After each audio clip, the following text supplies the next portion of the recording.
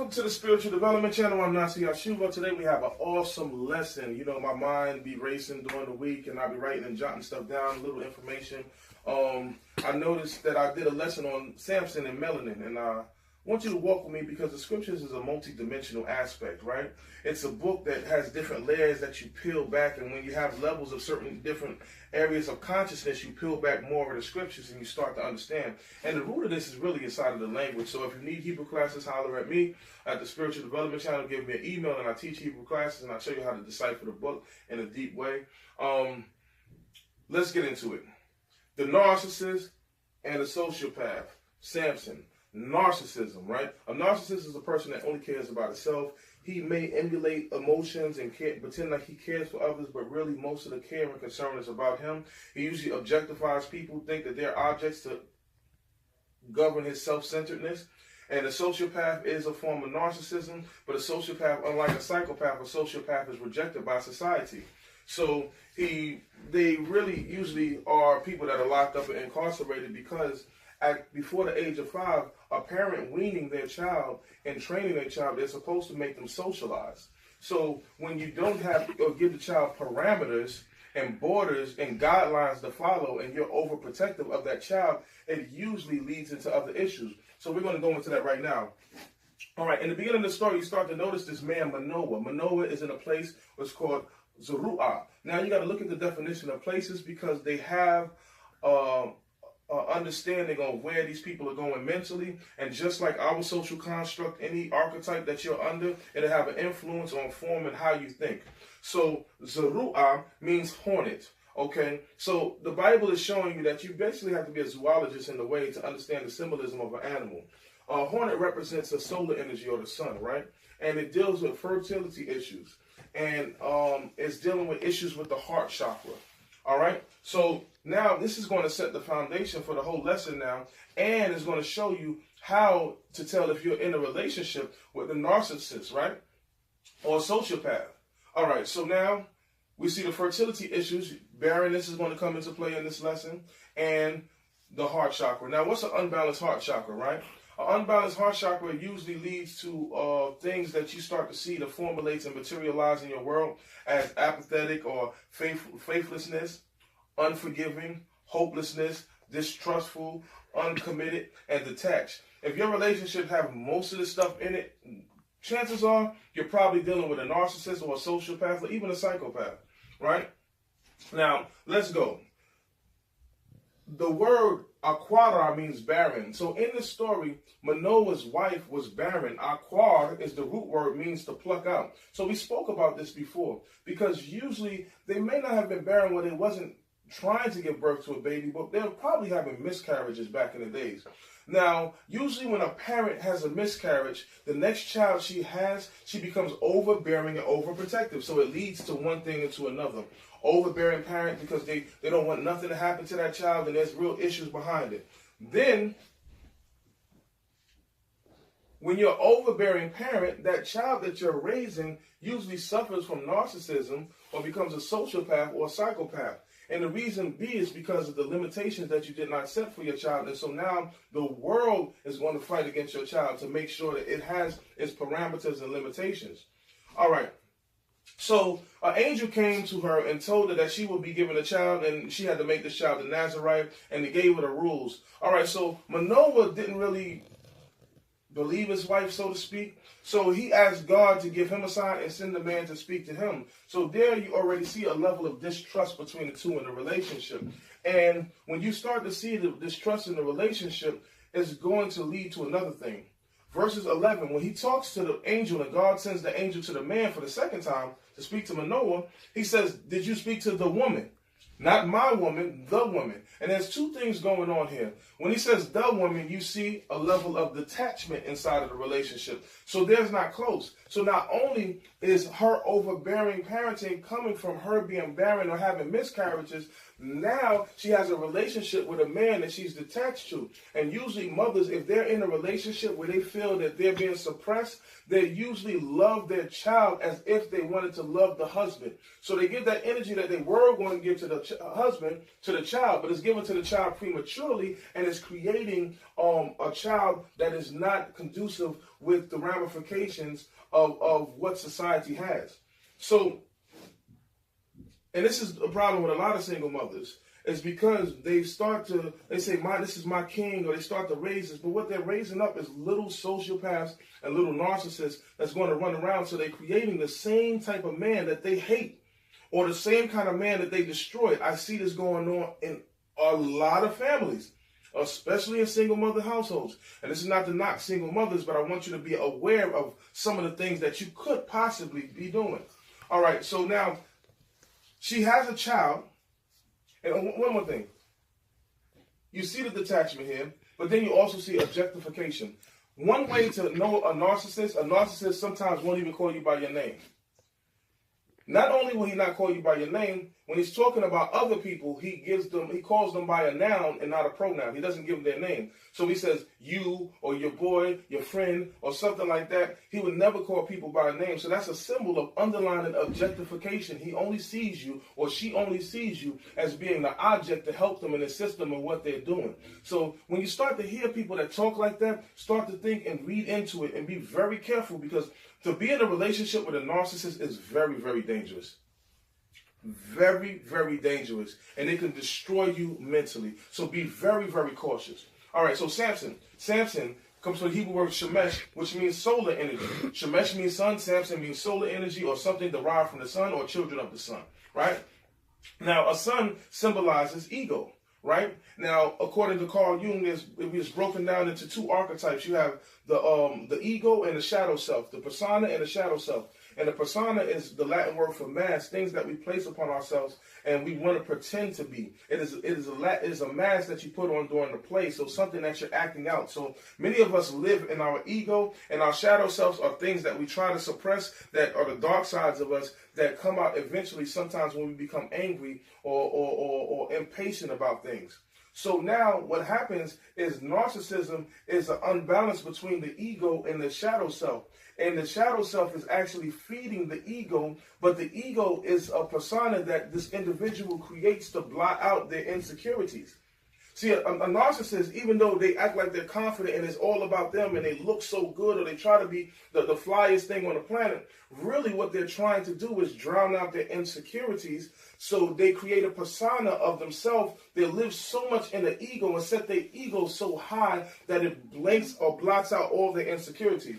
And one thing you start to see with a narcissist, especially in religious groups and things like that, is they begin to believe that their word is the word of God, and they become very narcissistic, or they'll believe they're a Messiah or they're a prophet. And these things are something that you have to be very mindful of when you start watching this. All right. Now, we notice that he isn't attracted to women of his race. So Samson now, when he sees a woman in Timnah, he wants the woman who is not of his people, but of the rival. So the Philistines. So now here he is supposed to be a child of God. So imagine him, you a child, you're a special child, you're my baby, God gave me, you're God's gift. And being put in his mind all the time, it creates a level of arrogance that is supported by all the other things that underline this man's ideas and concepts. All right? So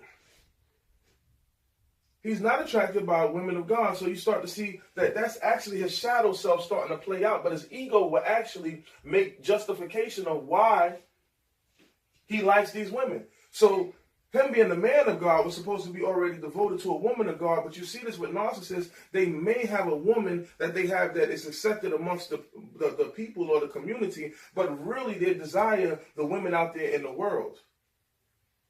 All right, 14:3, it says, he tells his parents to go get the girl from Timnah for him, right? His love for his parents isn't completely genuine. His love for his parents isn't completely genuine. So that's another tool by the narcissist. Because his parents were overbearing, they're always going to defend him and stick up for him. This is just how they try to operate and function. And who better to use as your minions as your parents?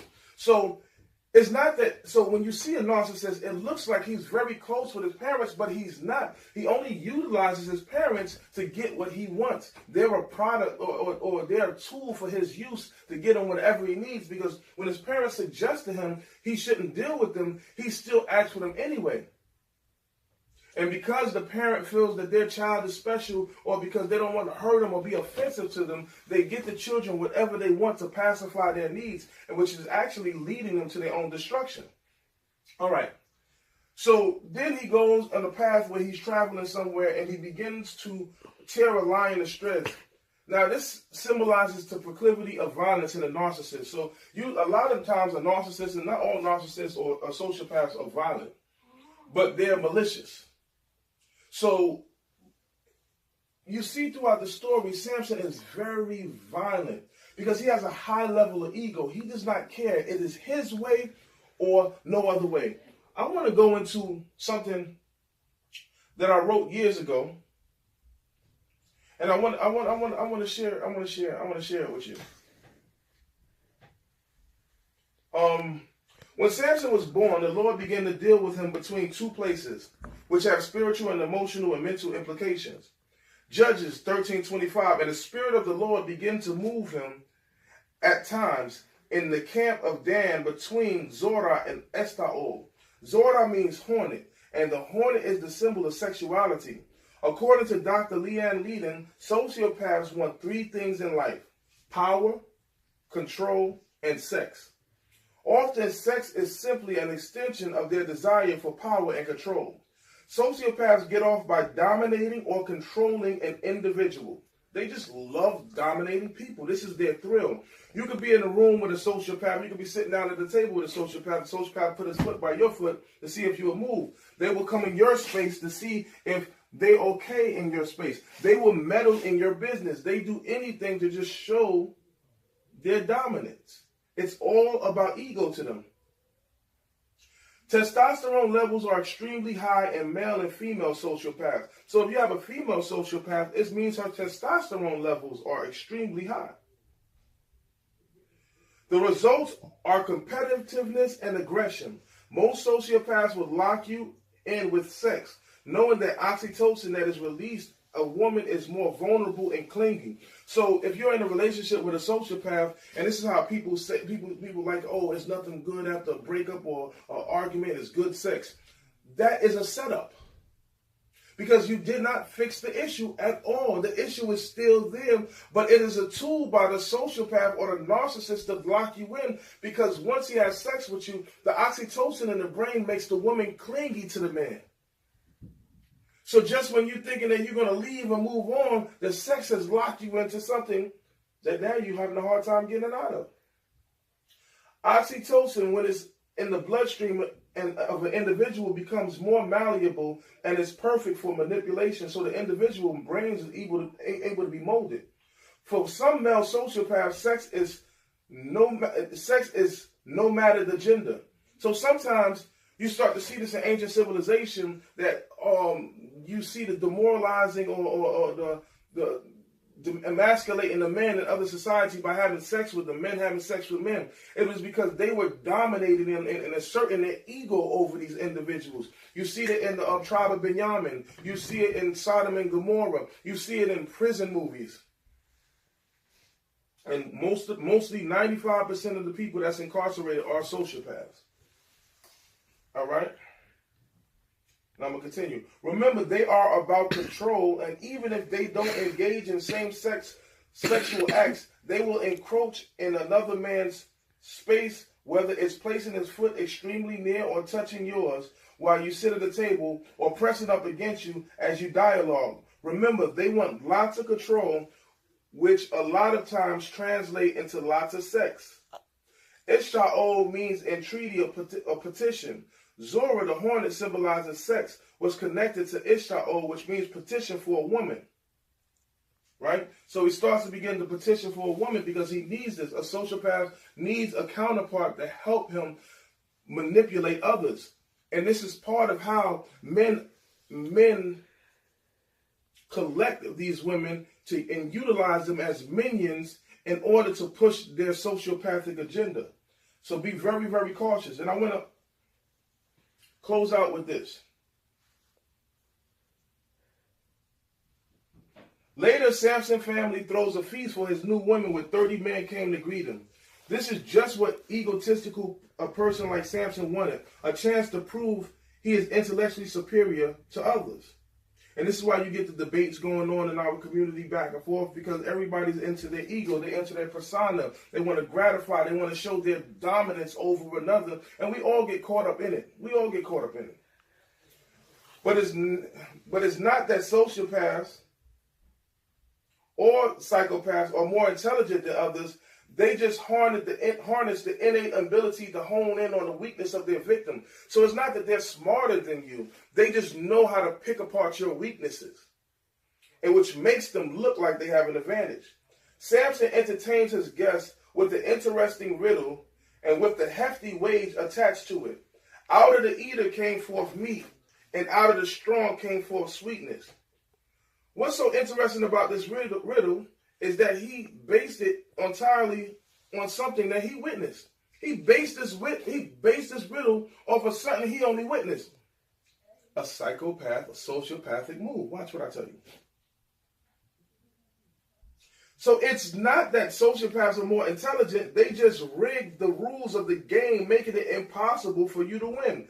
This is a logical fallacy similar to a tactic used by narcissists called moving the goalpost. They set up an unreachable goal to validate their reasons for being dissatisfied with you, to perpetuate and justify their mistreatment towards you. So they set up goals that you can't reach to show that they're dissatisfied in the stuff that you're not doing, so they can perpetuate their authority over you. Keep it in mind. Called moving the goalposts. Remember, there was a rival between the Israelites and the Philistines, so there is an underlying malice that is less present at first glance. Let us go back in the story and discuss the wage and the bet of Samson. And Samson said unto them, I will now put forth a riddle. If you certainly declare it with me within 7 days of the feast and find it out, then I will give you 30 shekels and 30 garments. Okay, 30 shekels, 30 garments. Samson, really? Here's a glimpse into his mind. 30 garments are a lot today. Imagine in biblical times. But the study shows that sociopaths are more flashy and high and materialistic. And so they use this materialism to bait other things, and they're covering up their insecurities. So remember, sociopaths, and this connects to the hornet, sun energy, fertility issues in the heart chakra. The unbalanced heart chakra, if it's unbalanced, this is the problem with most sociopaths. They have faithlessness. See, he didn't have faith. He really didn't understand how God worked. He said, I thought I seen God. That's God. He's going to kill us. He didn't understand faith. He's unforgiving. The woman, something that she did to him, he never let her go. Hopelessness. They don't believe in that relationship. Distrustful. He didn't trust his wife. Uncommitted. Sociopaths sleep with all types of women because they're about control, and detach. They will go and detach themselves from you and leave you cold till you think that it's about you, and you end up hurt and start looking at yourself to see what's wrong with you, and that's when they lock you into their control. Spiritual Development Channel, thank you.